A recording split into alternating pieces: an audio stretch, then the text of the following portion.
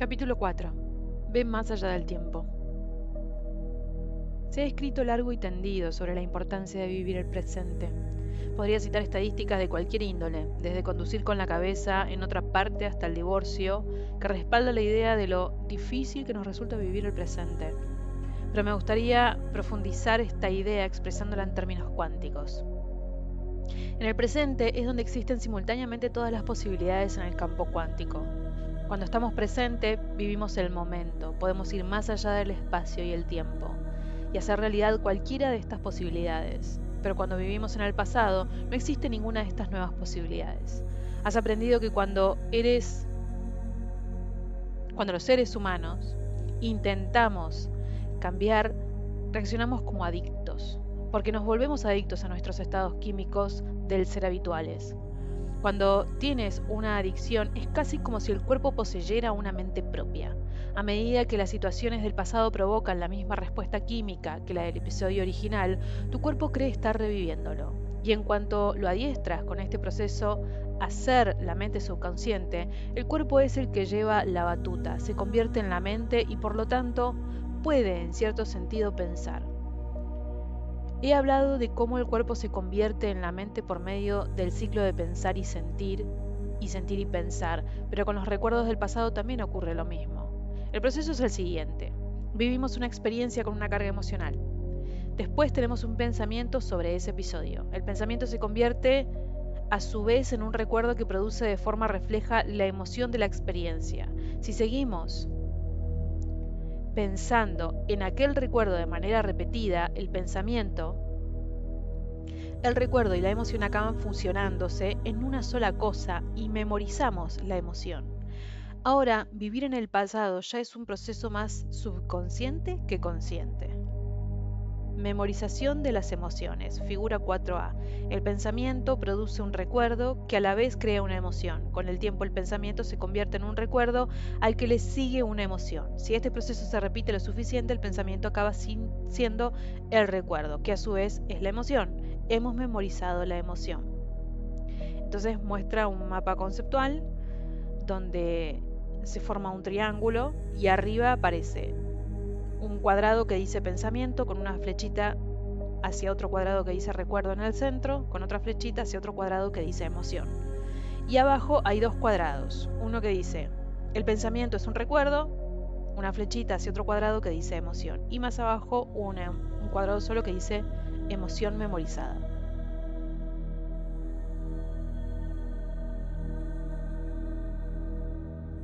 El subconsciente se ocupa de la mayoría de los procesos físicos y mentales que tienen lugar mecánicamente. La mayor parte de esta actividad sirve para que el cuerpo siga funcionando. Los científicos se refieren a este sistema regulador como el sistema nervioso autónomo. No necesitamos pensar en respirar, en hacer que el corazón siga latiendo, en subir o bajar la temperatura corporal y en ninguno de los otros millones de procesos que ayudan al cuerpo a mantener el orden y a curarse. Es evidente lo peligroso que puede ser ceder a este sistema automático el control de las respuestas emocionales diarias desencadenadas por nuestros recuerdos y el entorno. Esta serie subconsciente de respuestas rutinarias se han comparado de forma muy diversas con un piloto automático y con los programas automáticos de un ordenador. Estas analogías intentan mostrarnos que, bajo la mente consciente, hay algo que controla nuestra conducta. El siguiente ejemplo te ayudará a entenderlo mejor. Imagínate que, siendo pequeño, un día al volver a casa descubriste que tu mascota preferida estaba muerta en el suelo. En el cerebro se te queda grabado a fuego, nunca mejor dicho, cada impresión sensorial de esta experiencia. La experiencia te asusta. Con experiencias traumáticas como esta, es fácil entender cómo las emociones se convierten en respuestas memorizadas inconscientes a situaciones del entorno que nos recuerdan la pérdida de un ser querido. A estas alturas ya sabes que al pensar en la experiencia creás en el cerebro y en el cuerpo las mismas emociones que sentías si estuviera ocurriendo de nuevo. Todo cuanto se necesita para activar este programa es un pensamiento fortuito o una reacción a una situación del mundo exterior, y de pronto volvés a sentir aquella profunda sensación de pena.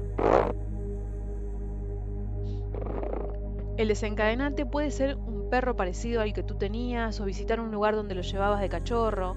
Sea cual sea el estímulo sensorial, activa una emoción. Estos desencadenantes emocionales pueden ser evidentes o sutiles, pero todos te afectan a nivel subconsciente y antes de poder procesar lo ocurrido, vuelves a sentir este estado emocional químico de pena, rabia y tristeza. En cuanto te sucede, el cuerpo es el que dirige la mente. Aunque intentes salir de ese estado emocional, siempre te sientes como si estuviera más allá de tu control. Piensa en Pavlov y sus perros. En la última década del siglo XIX, un joven científico ruso ató varios perros a una mesa. Tocó una campanilla y luego les dio una sabrosa comida. Con el tiempo, después de ser expuestos muchas veces al mismo estímulo, los perros se ponían a salivar al oír la campanilla. Es la llamada respuesta condicionada y este proceso es automático. ¿Por qué? Porque el cuerpo empieza a responder de manera autónoma. Piensa en el sistema nervioso autónomo. La cascada de reacciones químicas desencadenada en cuestión de milisegundos cambia el cuerpo fisiológicamente y ello ocurre a nivel subconsciente sin que apenas nos demos cuenta o de manera automática. Es una de las razones por la que nos cuesta tanto cambiar. Aunque creamos vivir en el presente, el cuerpo-mente subconsciente está viviendo en el pasado. Si esperamos que suceda en el futuro una situación previsible basándonos en un recuerdo del pasado, estamos viviendo como esos canes. Una experiencia vivida con alguien o algo en particular en un determinado momento y lugar nos hace responder fisiológicamente de manera automática o autónoma. En cuanto abandonamos las adicciones emocionales procedentes del pasado, ya no habrá nada que la active a estos programas automáticos del antiguo yo. Así pues, es lógico que aunque pensemos o creamos vivir en el presente, lo más probable es que nuestro cuerpo esté viviendo en el pasado.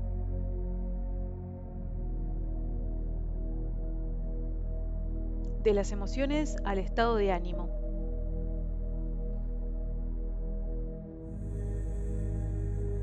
El temperamento y los rasgos de personalidad, cómo se habitúa el cuerpo. Oh, qué mal que estoy leyendo. De las emociones al estado de ánimo, el temperamento y los rasgos de personalidad, cómo se habitúa el cuerpo a vivir en el pasado.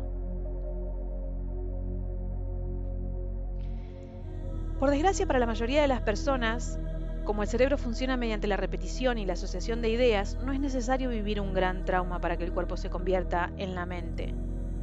Los desencadenantes más pequeños pueden producirnos respuestas emocionales que nos parecen incontrolables. Por ejemplo, mientras vas en el coche al trabajo, haces una parada en la cafetería habitual para tomarte tu café preferido, pero descubrís que ya no le queda. Decepcionado, te dices: ¿cómo es posible que una empresa tan importante como esta no tenga una buena previsión de café con tanto éxito? Al llegar al aparcamiento de tu lugar de trabajo, te irritás al ver un coche aparcado en tu espacio favorito. Y cuando coges el ascensor descubres, exasperado, que alguien que lo ha usado antes que tú ha pulsado todos los botones. Cuando por fin llegas a la oficina, un compañero te pregunta: ¿qué te pasa? Hoy pareces estar de mal humor. Le cuentas tu historia y él te entiende perfectamente. Se la resumes diciendo: estoy de mala leche, pero se me pasará. Pero no se te pasa. Un estado de ánimo es un estado químico del ser, por lo general de corta duración, la expresión de una prolongada reacción emocional. Algo en tu entorno, en este caso el camarero que no ha sido capaz de satisfacer tu deseo, y otros pequeños incidentes, desencadena una respuesta emocional. Como las sustancias químicas de esta emoción no se usan al instante, sus efectos duran un largo rato. Se llama período refractario. Es el tiempo que abarca desde el inicio de la liberación de estas sustancias hasta que el efecto disminuye. Cuanto más dure el período refractario, más se experimentan estos sentimientos. Cuando el período químico refractario de una reacción emocional dura horas o días, ya es un estado de ánimo. ¿Qué ocurre si este estado de ánimo persiste? A partir de aquel día, no has estado de demasiado buen humor y ahora durante la reunión de trabajo, al echar un vistazo a tu alrededor, lo único que se te ocurre es que alguien lleva una corbata horrenda y que el tono nasal de tu jefe es peor que el chirrido de unas uñas arañando una pizarra. Cuando llegas a este punto, ya no es solo un estado de ánimo, sino que estás reflejando un temperamento, la tendencia a expresar de forma habitual una emoción a través de determinadas conductas. Un Un temperamento es una reacción emocional con un periodo refractario que dura de semanas a meses. Pero cuando el periodo refractario de una emoción dura más meses y años, esta tendencia se transforma en un rasgo de personalidad. En este punto los demás te describen como un amargado, resentido, iracundo o crítico.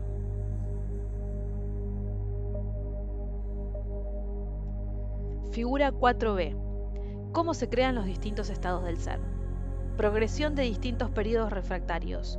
Una experiencia crea una reacción emocional que puede transformarse en un estado de ánimo, después en el temperamento y por último en un rasgo de personalidad. Nosotros como personalidad memorizamos nuestras reacciones emocionales y vivimos en el pasado. Entonces te muestran un gráfico donde hay de manera vertical, bien a la izquierda, un cuadrado que dice experiencia en vertical. Y de este rectángulo vertical que dice experiencia salen 3 flechas.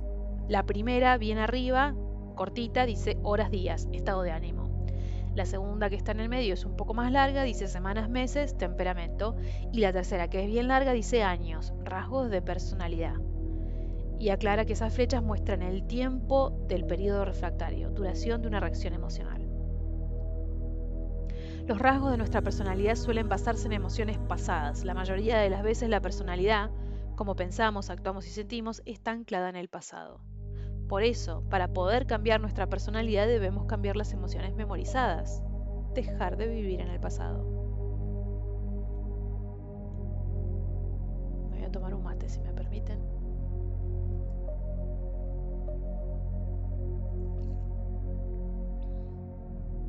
Dice, si vives en un futuro previsible, no cambiarás.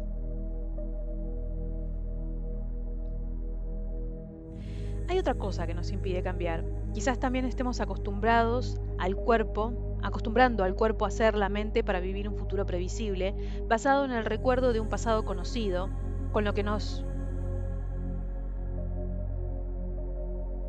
perdemos el precioso ahora.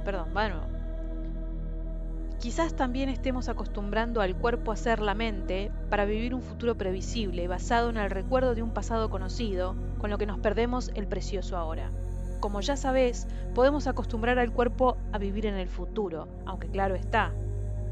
Esto puede servirnos para mejorar nuestra vida, como cuando nos concentramos en una nueva experiencia, como hizo mi hija al crear el trabajo de verano deseado en Italia.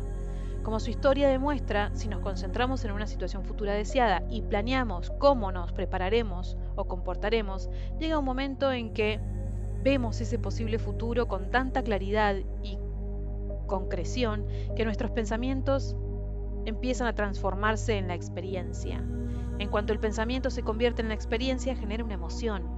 Cuando empezamos a sentir la emoción de una situación antes de que ésta se materialice, el cuerpo, como mente inconsciente, comienza a responder como si la situación ya estuviera sucediendo. Pero ¿qué ocurre si empezamos a anticipar una experiencia futura no deseada? O incluso nos obsesionamos con el peor de los escenarios basándonos en recuerdos del pasado. Seguimos programando el cuerpo para que experimente una situación futura antes de que esta ocurra. Ahora el cuerpo ya no vive en el presente o en el pasado, sino en el futuro, pero en un futuro basado en alguna construcción del pasado. Cuando esto ocurre, el cuerpo no sabe distinguir la situación real de la imaginada.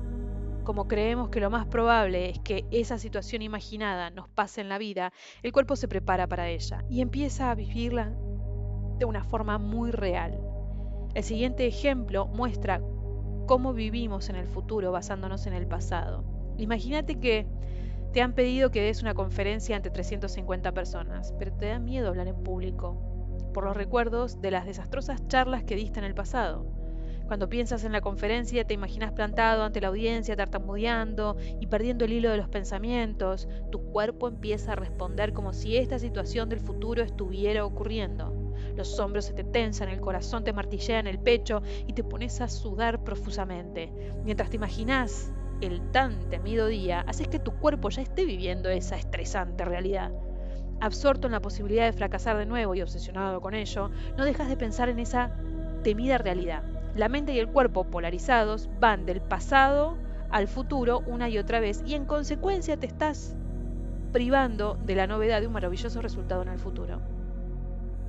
Como un ejemplo más universal de vivir en un futuro previsible, pongamos que durante muchos años al despertar por la mañana llevas a cabo de manera automática las mismas acciones de siempre. El cuerpo está tan acostumbrado a esa rutina diaria que pasa de una tarea a otra casi mecánicamente. Das de comer al perro, te cepillas los dientes, te vestís, preparas el té, sacas la basura, coges las cartas del buzón. Captás la idea, ¿no? Aunque te despiertes pensando hacer algo distinto, volvés a lo mismo de siempre como si no pudieras evitarlo.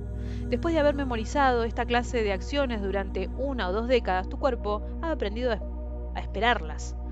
En realidad, como subconsciente, lo has programado para vivir en el futuro. Esto te permite dormirte detrás del volante. Incluso se podría decir que ya no eres tú el que conduce. Ahora tu cuerpo no puede existir en el presente. Se ocupa de dirigirte haciendo funcionar un montón de programas inconscientes mientras tú te acomodas en el asiento del copiloto y dejas que te lleve a un destino rutinario conocido. Para abandonar tus hábitos casi automáticos y dejar de anticipar el futuro, necesitas aprender a vivir más allá del tiempo. Más adelante me extenderé sobre el tema.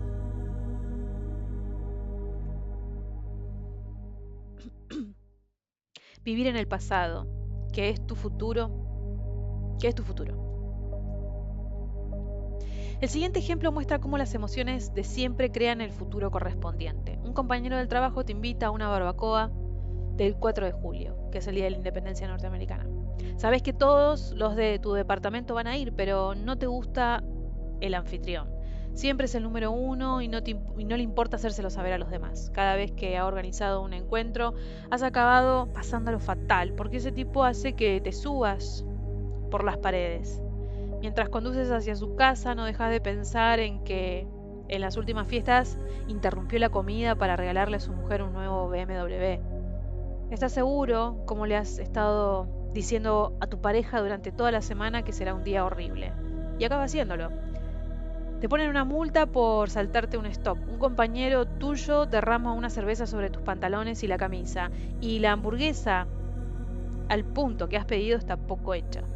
Pero dada la actitud, tu estado del ser, con la que has ido a la fiesta, ¿cómo podías esperar que las cosas te fueran mejor? Te has despertado esperando un día horrible y ha acabado siéndolo. Has estado pasando de tu obsesión con tu futuro no deseado, anticipando lo que sucedería, a vivir en el pasado, comparándolo con el estímulo que estabas recibiendo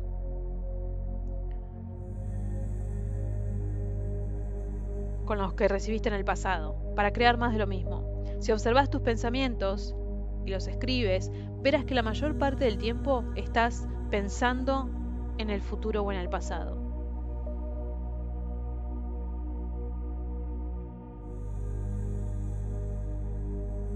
Vive tu futuro deseado en el precioso presente. Hay otras preguntas importantes que debes hacerte. Si sabes que al estar presente y eliminar tus conexiones con el pasado, puedes acceder a todos los resultados posibles en el campo cuántico, ¿por qué elegir vivir en el pasado y seguir creándote el mismo futuro? ¿Por qué no hacer lo que ya está a tu alcance? Modificar mentalmente la configuración del cerebro y el cuerpo para cambiar antes de que se materialice la experiencia deseada. ¿Por qué no decidir vivir ahora el futuro elegido? En lugar de obsesionarte con una situación traumática o estresante que temes vivir en el futuro basándote en una experiencia del pasado, obsesiónate con una nueva experiencia deseada que aún no hayas sentido emocionalmente.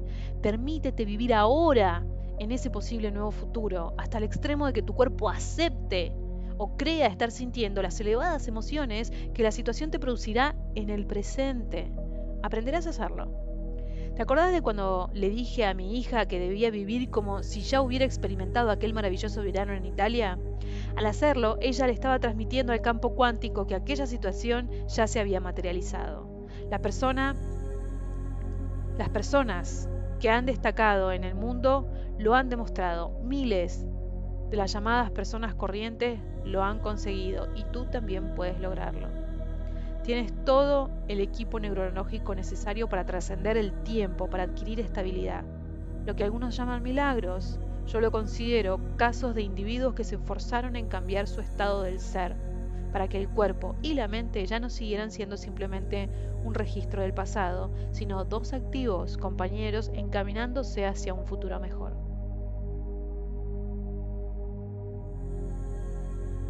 trasciende los tres grandes, las experiencias costumbre y los estados alterados de conciencia normales. A estas alturas sabes que el mayor obstáculo para cambiar el hábito de ser el mismo de siempre es pensar y sentir de acuerdo con el entorno, el cuerpo y el tiempo. Mientras te preparas para el proceso de meditación que aprenderás en este libro, tu primer objetivo será aprender a pensar y sentir, ser, más allá de los tres grandes. Me apuesto, lo que sea, a que en algún momento de tu vida, quizás incluso con frecuencia, has pensado más allá del entorno, el cuerpo y el tiempo. Esos momentos en los que trasciendes a los tres grandes es lo que algunos llaman un estado de fluir. Hay varias formas de describir lo que sucede cuando el entorno, el cuerpo y la noción del tiempo desaparecen y nos olvidamos del mundo. Cuando doy charlas les pido a los asistentes que me describan algún momento creativo en el que estuvieran tan enfrascados en algo o tan relajados y a gusto que entraron en un estado alterado de conciencia. Estas experiencias suelen ser de dos clases. La primera es la llamada experiencia cumbre, un momento trascendente en el que alcanzamos un estado del ser que asociamos con los monjes y los místicos. Comparada con este episodio tan espiritual, la otra clase de experiencias puede parecer más mundana, ordinaria y prosaica, pero esto no significa que sea menos importante. Mientras escribía este libro viví muchos momentos normales como estos, aunque no tan a menudo como me hubiera gustado. Cuando me siento a escribir suelo tener muchas otras cosas en la cabeza. Mi cargada agenda de viajes, mis pacientes, mis hijos, mi equipo de trabajo, lo hambriento, soñoliento y feliz que me siento. Si es un buen día, cuando estoy inspirado y las palabras fluyen sin ningún esfuerzo, siento como si mis manos y el teclado fueran una prolongación de mi mente. No soy consciente de mis dedos moviéndose por el teclado ni en mi espalda apoyada en el respaldo de la silla. Los árboles, mecidos por la brisa que veo desde la ventana del estudio, desaparecen y la pequeña tensión en mi cuello ya no me distrae. Estoy completamente concentrado y absorto en las palabras que aparecen en la pantalla del ordenador y de pronto descubro que, aunque parezca haber transcurrido tan solo un instante, ya hace un cuarto de hora o más que estoy escribiendo. Seguramente a ti también te ha ocurrido algo parecido. Mientras conducías, veías una película, disfrutabas de una cena en buena compañía, leías, tejías, tocabas el piano, simplemente estabas sentado en medio de la naturaleza en un lugar silencioso. No sé si también te pasa, pero después de vivir uno de estos momentos en los que el entorno, el cuerpo y el tiempo desaparecen o parecen desaparecer, me siento como nuevo. No siempre se dan mientras estoy escribiendo, pero al terminar de escribir mi segundo libro descubrí que ahora me ocurre más a menudo. A base de práctica he conseguido controlar el estado de fluir y ahora ya no es una experiencia tan fortuita o imprevista como antes. Trascender los tres grandes para vivir esta clase de momentos es esencial para despojarte de tu mente y crear otra nueva.